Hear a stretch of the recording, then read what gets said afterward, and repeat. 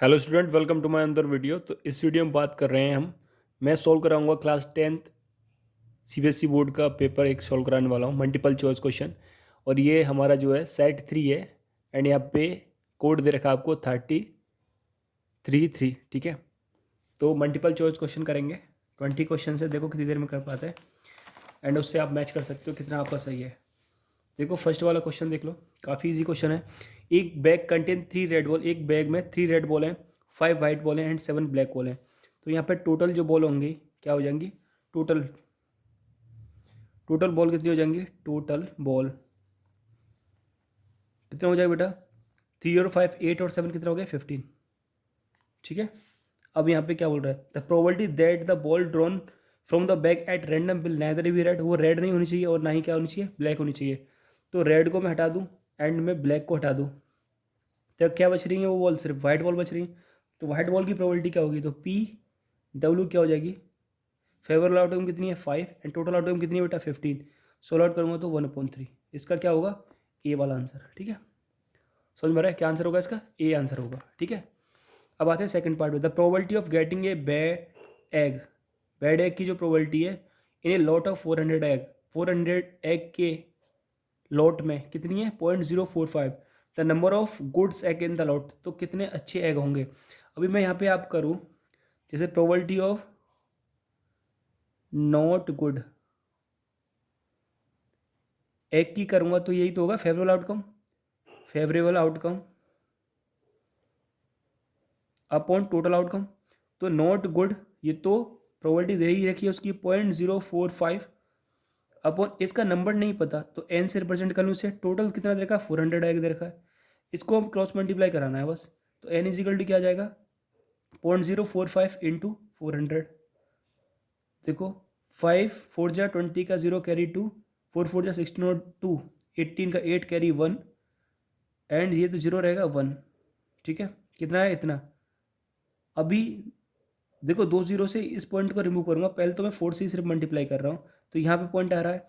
अब इसको मैं क्या कर रहा हूँ, दो संख्या पहले पॉइंट लगाऊँ तो 18 आ जाएगा। कितना आ जाएगा 18x, क्या है इसके बेकार हैं। लेकिन अब तो ये तुमसे पूछ क्या पड़ रहा है, गुड एग का नंबर पूछ रहा है। तो गुड एग कितने हो जाएंगे बेटा, good egg equal to total कितने एग हैं 400 एग है ना, उसमें से आप माइनस कर दो कितना 18, तो कितना हो जाएगा ये 382। तो इसका आंसर क्या आ गया 382। ठीक है। अब आते थर्ड वाले पे, पेरीमीटर। देखो यहाँ पे बहुत से बच्चों ने गलती करी है। ठीक है, मेरे ट्यूशन वाले बच्चों ने भी एक दो गलती करी है। ये पूछ रहा पेरीमीटर ऑफ सेक्टर पूछ रहा है ऑफ सर्किल। तो सबसे पहले आप क्या करना है, आपको यही तो बनाना है, इसी तरीके से तो आप सेक्टर बनाओगे। जैसे ये अपने कोई सर्किल बनाया होगा इस तरीके से, यही तो कोई सेक्टर बन रहा होगा। सपोज करो ये गलत बन गया, जैसे मैंने यहाँ पे कोई सर्किल बना दिया, ये सेंटर हो गया, ये इस तरीके से सेक्टर बन रहा होगा ना। इसका 90 डिग्री देखा तो ये 90 डिग्री हो गया। अब यहाँ पे रेडियस 7 दे रखा है तो ये भी तो 7 हो गया। अब इसका पेरीमीटर, पूरे सेक्टर का पेरीमीटर पूछ रहा है, तो सेक्टर सिर्फ ये नहीं होता। यदि ओ ए बी है तो ये तुम्हारा ओ ए बी, ये पूरा का पूरा सेक्टर, इसका पेरीमीटर पूछ रहा है। तो सबसे पहले तो मेरे को ए बी का डिस्टेंस निकालना पड़ेगा। तो ए बी का डिस्टेंस कैसे निकालूंगा, theta upon 360 degree 2 pi r, यानी कि आर्क का डिस्टेंस निकालूंगा तो 90 1/4 हो जाएगा, 2 इंटू 22/7 एंड रेडियस कितना है यहाँ पे 7, 7 से 7 चला गया एंड 2 से 2 टाइम 2 से 11 टाइम। तो यहाँ पे इसका लेंथ क्या आ गया 11 प्लस, अभी तुम्हारे इन दोनों का लेंथ कितना है 7 और 7, 7 प्लस 7 कितना हो गया 14, 14 और 11 को ऐड करूँगा तो 25। तो इसका आंसर क्या आएगा डी वाला, ना कि ये। बहुत से बच्चों ने ये 11 कर दिया, 11 नहीं होगा, क्या होगा 25 आंसर होगा इसका। ठीक है। अब आते हैं फोर्थ पे, बोल रहा a pair of irrational number whose product is a rational number. इसमें से कोई एक पेयर क्या है, रेशनल है। अभी देखो प्रोडक्ट की बात कर रहा है, तो 4 का तो सिंपली 2 हो जाता है एंड 16 का सिंपली 4 हो जाता है। दोनों का मल्टीप्लाई करूँगा तो ये तो 8, सही है ना। अभी देखो यहाँ पे क्या बोल रहा है, 3 का तो 3 रहेगा एंड 27 को क्या लिख सकता हूँ मैं 3√3। तो इन दोनों का प्रोडक्ट भी रेशनल हो जाएगा, इन इसका नहीं होगा। एंड 36 को क्या ले सकता हूँ मैं, देखो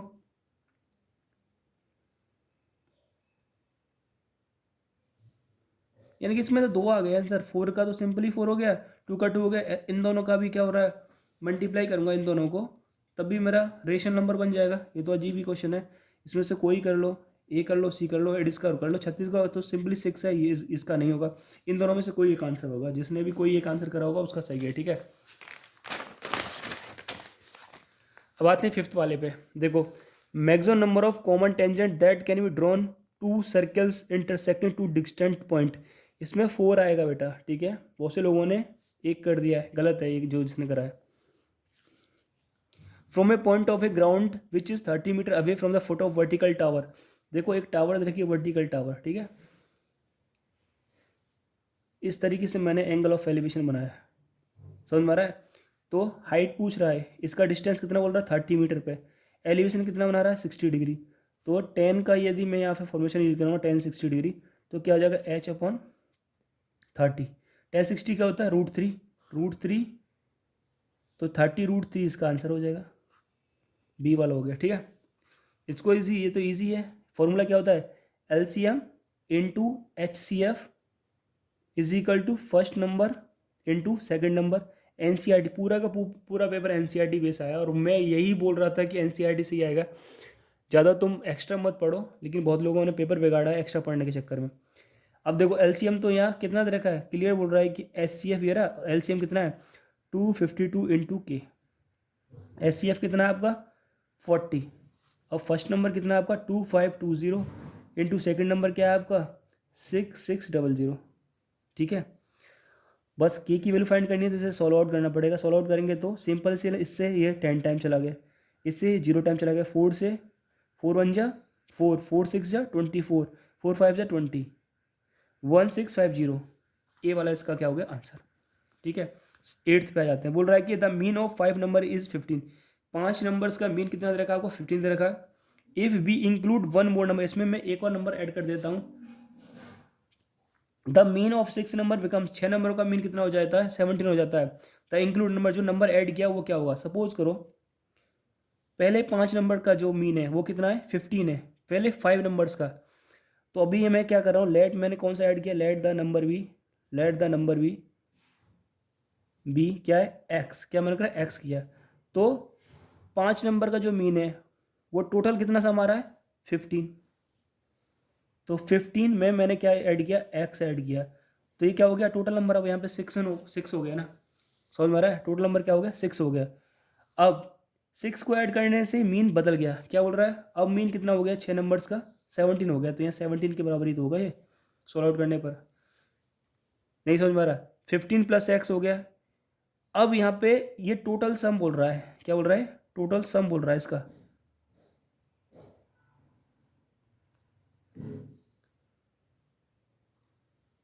एक मिनट रुको, ये ऐसे नहीं होगा बेटा, इसको रिमूव करते हैं यहाँ से। और the mean of 5 number is 15, if we include 1 more number then the mean of 6 number become 17। The include number is, हाँ ठीक है सही है। जो मल्टीप्लाई कर लेते हैं इसको, इसमें मल्टीप्लाई किया तो क्या हो गया, नहीं 17 इंटू 6 करा तो 6 7 या 42 का 2 कैरी 4, 6 यहाँ 6 और 4 10, नहीं इससे नहीं होगा। द मीन ऑफ 5 नंबर है 15।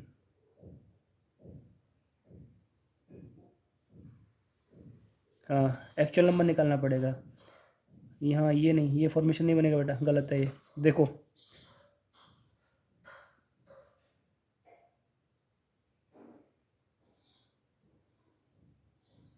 जैसे मैंने वो नंबर लिया x1 plus x2 plus x3 plus x4 plus x5, ठीक है।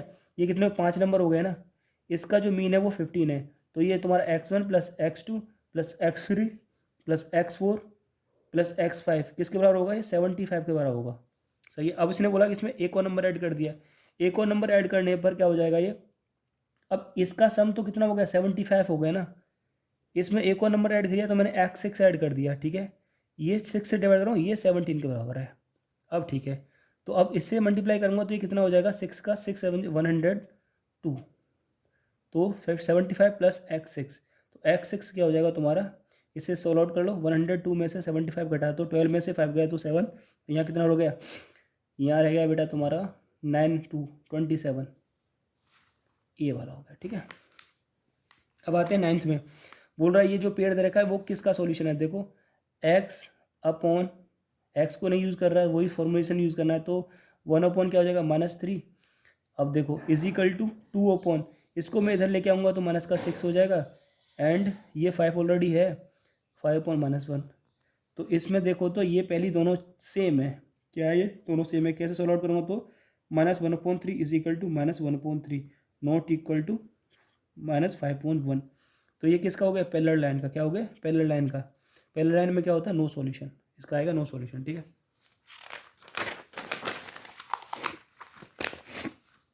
अब देखो बेटा 10th वाले को देख लो। 10th वाले में क्या दे रखा है, क्या पूछ रहा है वो, the measure of angle MON,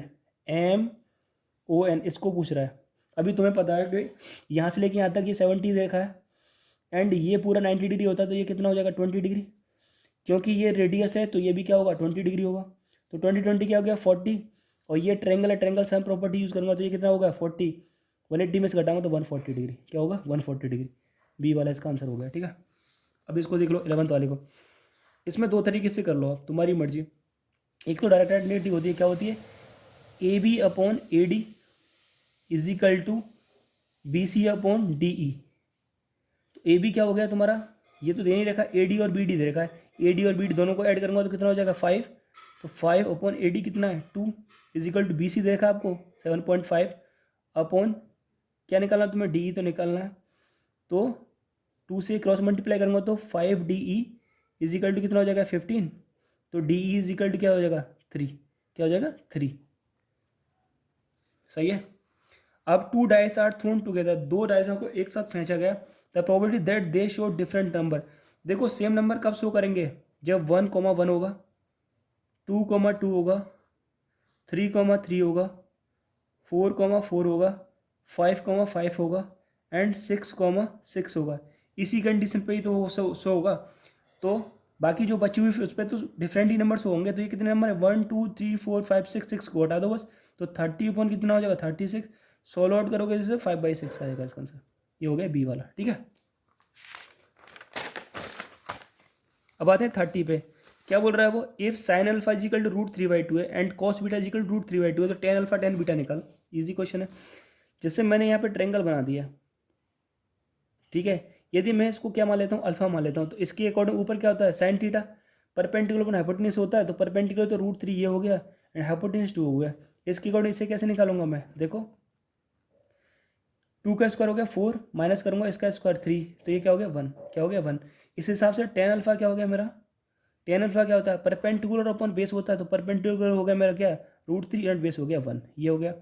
ऐसे ही अब टेन बीटा निकालूंगा, तो टेन बीटा भी तो सेम कंडीशन है, ये सेम प्रॉपर्टी तो दे रखी है, तो यहाँ पे टेन बीटा क्या हो जाएगा, ये भी तो √3 ही होगा, सही है। अब दोनों का मल्टीप्लाई करूँगा तो क्या आएगा 3 तो आएगा, इधर का इसमें 3, एक मिनट देख लो इसे, टेन बीटा, अच्छा कॉस है बेटा, साइन नहीं है इसलिए ये अलग होगा, ये नहीं होगा, ये अलग होगा। अब कॉस के केस में क्या होगा, यहाँ पे तुम्हारा बेस हो जाएगा, यदि मैं इसे बीटा मानूँ तो ये √3 इधर होगा, ये 2 होगा, इस अकॉर्डिंग यहाँ पे क्या होगा 1 होगा। अब मैं यहाँ पे टेन बीटा निकालूंगा तो टेन बीटा क्या हो जाएगा, टेन बीटा परपेंडिकुलर 1/√3 होगा ना। अब इन दोनों का मल्टीप्लाई करूँगा तो क्या हो जाएगा √3 इंटू 1/√3, 1 आ जाएगा आंसर इसका, सी वाला, ठीक है, ये कॉस है।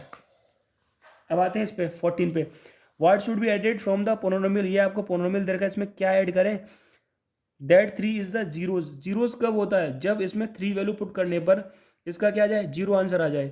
तो कर लेते हैं, 3 का इसमें पुट करता हूँ मैं, तो जैसे मैं पोनोमियल से P(x) इजिकल टू क्या मान लेता हूँ x² माइनस का 5x प्लस का 4, यहाँ पे P3 रखूँगा तो मैं क्या हो जाएगा मेरा 3 का स्क्वायर क्या होगा 9 माइनस 5 इंटू 3 प्लस का 4 कितना हो गया 13 माइनस का 15, क्या आ रहा है मेरा आंसर -2। लेकिन मेरे को तो 0 लाना है, तो इसमें क्या ऐड करना पड़ेगा प्लस का 2, तो इसका आएगा आंसर बी, ठीक है। अभी बोलो द स्मॉलेस्ट इरेशनल नंबर, इसमें कौन सा स्मॉलेस्ट इरेशनल नंबर मल्टीप्लाई करूँ कि ये क्या हो जाए रेशनल नंबर बन जाए। सबसे पहले तो इसे सिंप्लीफाई कर लूँ, √20 को मैं कैसे लिख सकता हूँ, कैसे लिख सकता हूँ इसे 2√5 ही तो लिख सकता हूँ। अब इसमें किससे मल्टीप्लाई करूँ, 2 से तो मल्टीप्लाई करने पर काम नहीं चलेगा, √5, ये सबसे स्मॉलेस्ट क्या है इरेशनल नंबर है जिससे मल्टीप्लाई करने पर क्या हो जाएगा, ये इरेशनल बन जाएगा, ठीक है, क्योंकि इसमें √5 से मल्टीप्लाई कर दूंगा तो मेरा काम बन जाएगा, कितना हो जाएगा 10 आंसर आ जाएगा, ठीक है। अब आते इसमें 16 में, देखो ये भी एनसीईआरटी का क्वेश्चन है, आपने चैप्टर नंबर 6 का क्वेश्चन है, बोल रहा है if the diagonal of a quadrilateral divide each other proportionally then it is a trapezium. 17 में जाते हैं, बोल रहा है कि इसका कॉमन डिफरेंस निकालना है, तो मैं A1 दे रखा है, क्या दे रखा है 1/2x, तो मैं A2 दे रखा है, कितना दे रखा है 1 - 4x/2x, ये AP ऑलरेडी AP है, तो इसका मतलब क्या हो जाएगा A2 - A1, कॉमन डिफरेंस निकालने के लिए, तो A2 क्या है 1 - 4x/2x, इसमें से क्या माइनस करूँगा 1/2x, तो मेरा 2x क्या हो गया, इसका एलसीएम हो गया, तो सेम डिनोमिनेटर है तो 1 - 4x माइनस का 1 से 1 गया, क्या हो गया माइनस का 4x/2x, 2 से क्या हो गया -2, इसका आंसर आ गया, ठीक है। अब आते हैं 18 वाले पे, 18 वाला देख लो, अभी इसने ये दे रखा है 35 डिग्री, यहाँ पे 90 डिग्री होगा, ठीक है, तो इस अकॉर्डिंग ये वाला एंगल कितना हो गया 90 और 35 125 डिग्री, कितना हो गया नहीं 125 तो टोटल हो गया, 180 से घटा दूंगा तो ये बचेगा तुम्हारा बेटा 5 और 55, सही है ना, तो ये हो गया आपका 55 डिग्री, कितना हो गया ये 55 डिग्री, सही है ना, तो ये वाला एंगल क्या होगा 125 डिग्री होगा, या फिर ये ट्रेंगल तो मैं देख ही रहा होगा, ये क्या एक्सटर्नल एंगल ही तो है इस ट्रेंगल का, तो इन दोनों का सम इसके बराबर होगा 125 डिग्री, आंसर आ गया इसका, डी वाला आंसर आ जाएगा, ठीक है।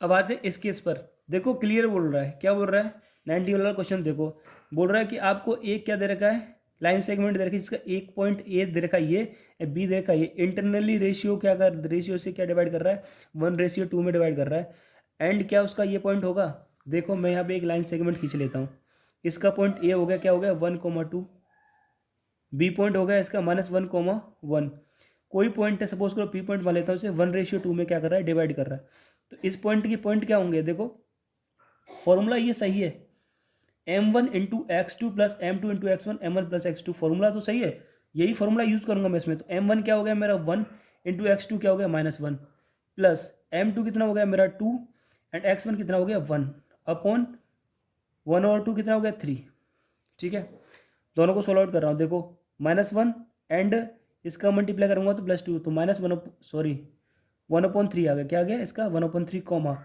एंड इधर वाला सोल्व करूँगा, ठीक है, m1 कितना है वही 1 × y2 कितना है 1, फिर प्लस m2 कितना है 2 × ये क्या है 2, कितना हो गया /3, 2 और 3 कितना 1 और 1 यानी कि 5/3, अब यहाँ पे थोड़ा सा मिस्टेक आ रहा है सिर्फ माइनस का, ये तो 5/3 आ रहा है, एक बार रीचेक कर लेते हैं कहीं गलती तो नहीं कर दी, देखो m1 कितना है 1 ही है, m1 1 है, इसका मल्टीप्लाई किससे करा है x2 से, तो x2 तो मेरा क्या है यहाँ पे -1, ठीक है, फिर m2 कितना है मेरा 2 है, 2 है, इसका मल्टीप्लाई x1 से, ठीक है, तो आंसर किस में आएगा प्लस में, ये लेकिन माइनस में आ रहा है, इसका मतलब क्या है पहला वाला इसका ये जो असर्शन है वो गलत है लेकिन रीजन सही है, तो इसमें कौन सा आंसर आएगा, असर्शन इज ट्रू, ये तो नहीं होगा, assertion is false but reason is true, तो इसका डी आ जाएगा, 19 का क्या आएगा डी। अब 20 वाला देख लो, बोल रहा है कि in a cricket match a batsman hit a boundary 9 time out of 45 delivery, 45 delivery से 9 टाइम वो हिट करता है, तो सिंपल सी बात है प्रोबेबिलिटी ऑफ इवेंट क्या हो गया 9/45 इज इक्वल टू क्या हो गया 1/5, ठीक है।